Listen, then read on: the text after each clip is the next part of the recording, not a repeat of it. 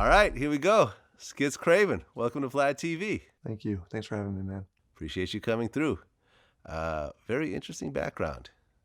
Very different than the kind of artist that we usually cover here at Vlad TV. So it's your first time here. Let's go ahead and get into it. So you grew up in Madison, Wisconsin? I grew up in Sun Prairie, Wisconsin. It's like 10 minutes outside of Madison. But nobody, when I go to other states, nobody knows where the fuck Sun Prairie is. So I always just say Madison. Okay. And I guess you actually really into music early on. At 4 years old, you started playing different instruments and everything else like that. Yeah, I got into music.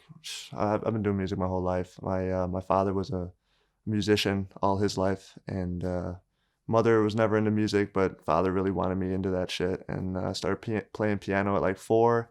Started doing like recitals, and I did like talent shows and stuff in like elementary school. And yeah, it's kind of always been involved with the whole music scene. So Okay. And what kind of music did you like in the beginning?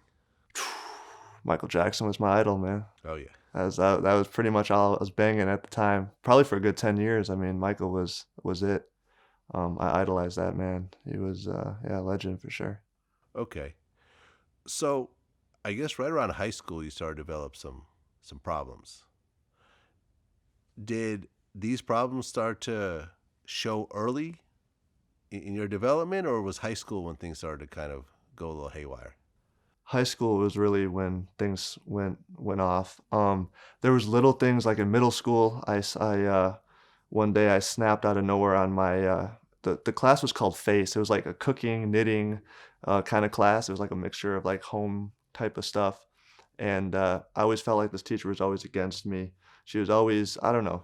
I never really liked her. Her and I never really got along, but I was still at that innocent age where, I didn't really talk back and stuff. But one day I got into it with a classmate, and she stepped in, and I kind of like nudged her with my shoulder. It was like 7th grade. I kind of nudged her with my shoulder, and then like I got suspended for like a couple days. Like I had to sit in school suspension and stuff. So in 7th grade, like that was kind of a big deal with my guardians, and they were like, they just took it as like I lost my temper type of thing. But that was like the first thing, and then nothing happened for like 8th grade, nothing. Freshman year, really nothing. And then once sophomore year hit, I was 16 years old. It really a lot of things changed for me. Okay. And you say guardians, so you weren't with your parents? I was with my parents, but I'm very close to my aunts and uncles and grandmother as well. So they're all involved with my upbringing. Okay. So yeah. So then right around 16, 17, you started noticing some mental issues. I did, yeah. I mean, I noticed them, but I brushed them off because I really didn't give a shit about any of that. The only thing I was focused on was my girlfriend at the time and getting high with my friends, and that was pretty much all I cared about at that age. So all the other stuff really didn't matter to me, but people close to me were starting to notice little changes, and yeah, things kind of started spiraling out of control from 16 and just started getting worse.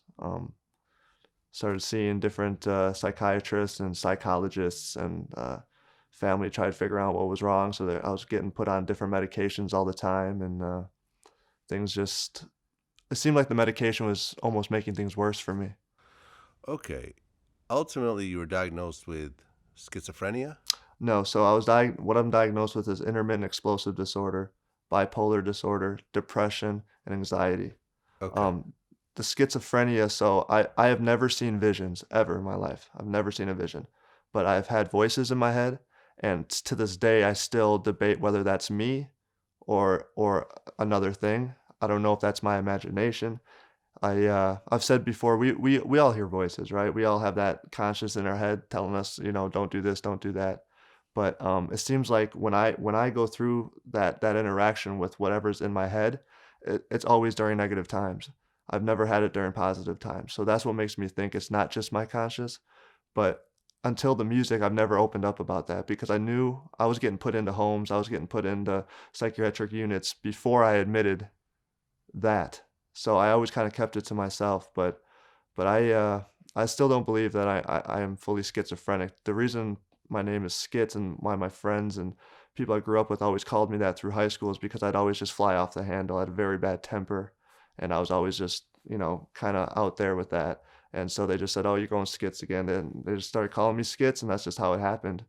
Um, so, Well, one of my exes, her mom was schizophrenic, mm, and it was serious. She, when other people weren't around, she would be having conversations with her voices, and at one point, her voices told her to jump out of a window. mm, So she did, and I mean, she tried to commit suicide. She ended up surviving, but it was something where she couldn't really function in society. She was basically home 24/7, on living in the projects, on welfare, because you can't really show up to a job as you're talking to yourself. So I understand. It's a very serious kind of situation, and you take that and you throw the bipolar disorder, and what was the other one you said? the main one was intermittent explosive disorder, meaning, um, think of they call it my psychologist who I was very close with growing up call it the Incredible Hulk disorder. You pretty much just it's a very extreme temper. At least for me, I would when I'd go through blackout rage fits. So I'd like throw computers at teachers, or I would try and fight family members, like, and you'd black out almost, and then there's a huge guilt that comes after that when you finally come to senses what you did. And for me, that's where the depression stemmed from, because I was constantly depressed because I was like, I knew something was going on, and I kept losing friends and girlfriends and shit, but I didn't know how to fix it. And we thought, oh, let's try this medication, let's try this medication. When one didn't work, they put me on another, and it was just a domino effect, man, and nothing really helped. So then I started self-using, I was doing heroin and crack and doing anything and everything to try and get better. And that shit obviously just made it worse. And Well, how old were you when you first started using crack? crack, I was 18. Here you are, you're growing up in the 90s and the 2000s. You see every possible reason on TV not to use crack. Not to do it. There is nothing glamorous about a crackhead. Uh, Whenever one is presented theatrically, it's always just the bottom rung of the human ladder there. Uh,